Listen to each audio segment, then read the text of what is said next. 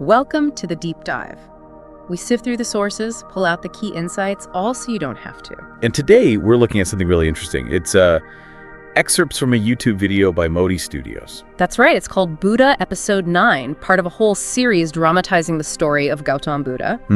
Our mission today, we want to get a feel for the early life of Siddhartha, who would become the Buddha, looking specifically at how this, dramatic retelling shows the pressures he was under. Yeah, family expectations, societal stuff, and his own spiritual side starting to emerge. Exactly. And the source is, as you said, a transcript from this dramatization, so it's a narrative take, which should be fascinating. Absolutely. It lets us explore these big themes, destiny, duty, desire, through storytelling. It might not be pure history, but it gives us a feel for the dynamics depicted. Okay, let's dive in. Right away, there's this huge tension around Siddhartha's future. His father, King Siddhartha, he's really worried. Yeah, because of a dream, right? Interpreted by a soothsayer, Siddhartha.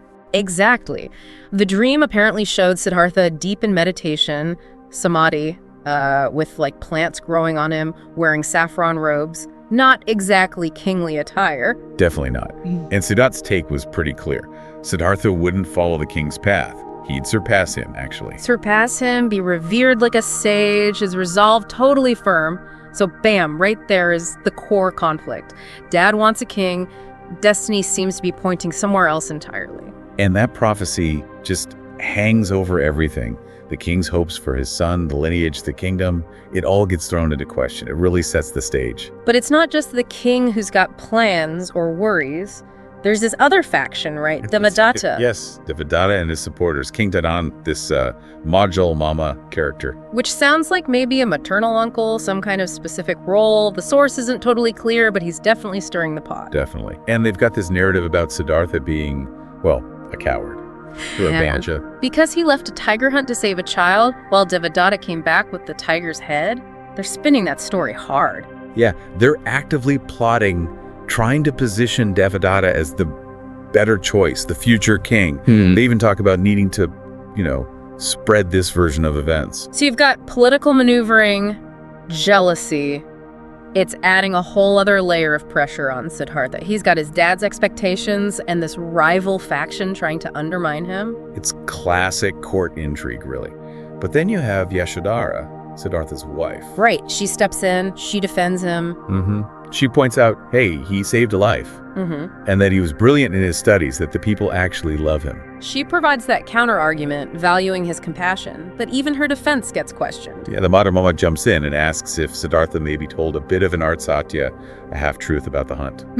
Casting doubt, it shows how everything could be twisted in that environment. Exactly. Lots of agendas at play. Okay, so that's the external stuff. What about Siddhartha himself? The narrative shows him getting interested in meditation, Diane. Yes, and it attributes this to his teacher, his acharya. This seems to be where his own inclinations are leading him. Away from being a prince, presumably. It certainly seems that way. That inner pull towards something quieter, more contemplative. It creates friction with his parents, naturally. And we see that friction. King Siddhartha and Prajapati, they're struggling to understand him. They're worried he'll, dishonor the ancestors? Pretty much. The king admits he wants Siddhartha to follow his path, but he also sees his son as, different, talented, thinks for himself. It sounds like a real internal conflict for the king. Love versus duty, maybe? I think so. Prajapati also voices this fear that he might stray if he walks alone, and she regrets that earlier prophecy by Asita Muni. Right, another prediction about his spiritual destiny causing them stress. And the king says something quite revealing, doesn't he? That he finds it hard to accept Siddhartha's truths because he loves him so much. Yeah, like his affection makes it harder to let go of his own vision for his son. It's very human, isn't it? Wanting the best, but defining best based on your own experience, your own hopes.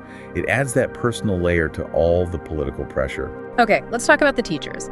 Because the king isn't too happy with Acharya Kondanna, Siddhartha's teacher. No, he thinks Kondanna filled his head with the wrong ideas. Ahimsa, nonviolence, Tian meditation, Ritu, death.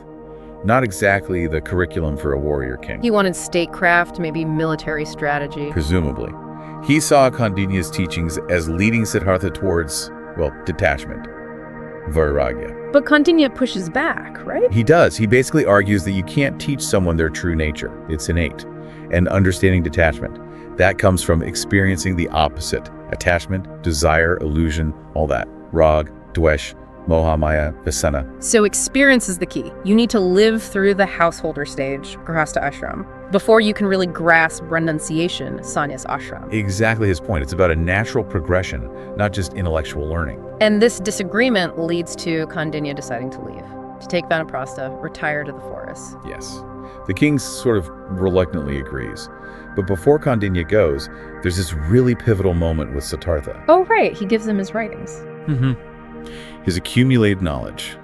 And he encourages Siddhartha to find his own liberation, mukti, through a peaceful mind, shantman, and meditation, time. And he quotes the Rig Veda. Tat tavamasi sa'ama asmi aham brahmasmi. Thou art that. That art I am Brahman. That profound sense of oneness. Wow. And the metaphor of the river. Yeah, flowing versus stagnant water. Yeah. Keep moving, keep evolving, don't get stuck. It's like he's passing the torch, but also telling Siddhartha, now you have to find your own way.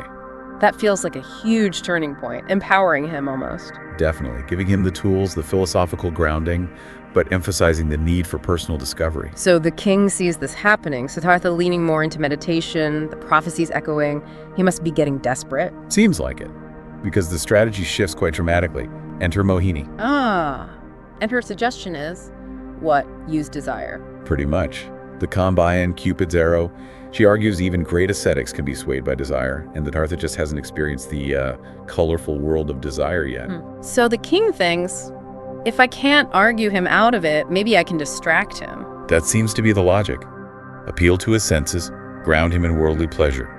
Counteract the viraja with its opposite. So Mohini is tasked with teaching him Kamshastra, the science of desire. Exactly. The underlying belief seems to be that pleasure, sukh, is stronger than sorrow or detachment, dukh. If Siddhartha just tastes enough pleasure, he'll forget all this spiritual stuff. It's a very direct approach, almost cynical. Well, it reveals the king's fear, I think. He's trying to show his son that this world, the material world, has more to offer. And it gets even more direct, doesn't it? The chief minister, the Mahamantri, brings in Ganikas. Courtesans, yes.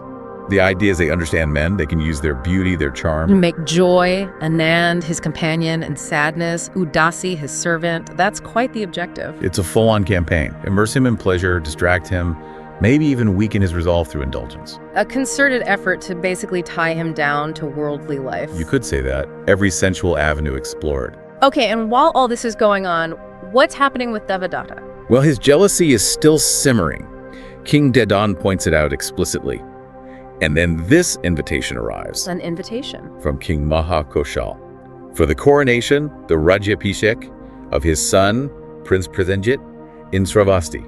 A big political event. Okay, and Devadatta sees his chance. He wants to go with the king. He even suggests taking Siddhartha. But the king says no. Flat out refuses. Says it's too dangerous for Siddhartha, the future emperor. Ouch. That must have stung Devadatta. You'd imagine so. It reinforces his feeling of being sidelined because of Siddhartha, fuels that resentment even more. He probably saw it as a chance for influence, for recognition. And there was even debate about whether the king should go at all. Yeah, some advisors thought delaying the trip would be a show of strength, but the king decides to go, partly thinking, well, we'll have to deal with Prasenjit eventually anyway. More political calculation. It just adds another layer of complexity to the whole situation Siddhartha's in. Absolutely. The court is buzzing with all these different tensions. So finally, the king's ultimate strategy. What does he tell his aides? He tells them to just immerse Siddhartha in Vaugvila's sensual pleasures. The goal, making inactive, weaken his resolve. Like a sword that rusts if it isn't used. That's the exact analogy he uses. He's worried the people, the Praja, won't trust a leader who seems detached from worldly life, from its pleasures and pains. It all comes back to that fear, doesn't it? Fear that Siddhartha won't be the king he's supposed to be. Fear that he'll choose a path the king simply cannot understand or endorse. Wow. Okay, so summing up, this dramatic retelling really paints a picture of intense pressure on young Siddhartha. You've got the huge weight of royal duty versus this emerging spiritual calling. Definitely. And the influence of teachers like Kondanna really shaping his path, contrasted with these very deliberate attempts to pull him back, to tie him to sensual pleasure and worldly power. It's a powerful depiction of that conflict. It really is. And, while it's a drama, it taps into such timeless themes.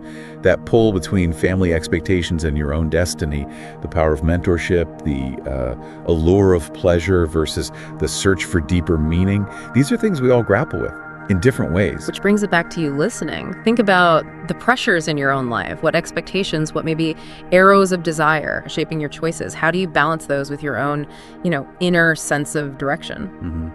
Right. And thinking about this story, with all the efforts made to keep Siddhartha locked into that worldly life, what do you think finally tipped the scales for him? Was it something external he saw or experienced? Or was it more of an internal shift, a realization that none of those pleasures, none of those expectations could really satisfy that deeper longing? Something to think about.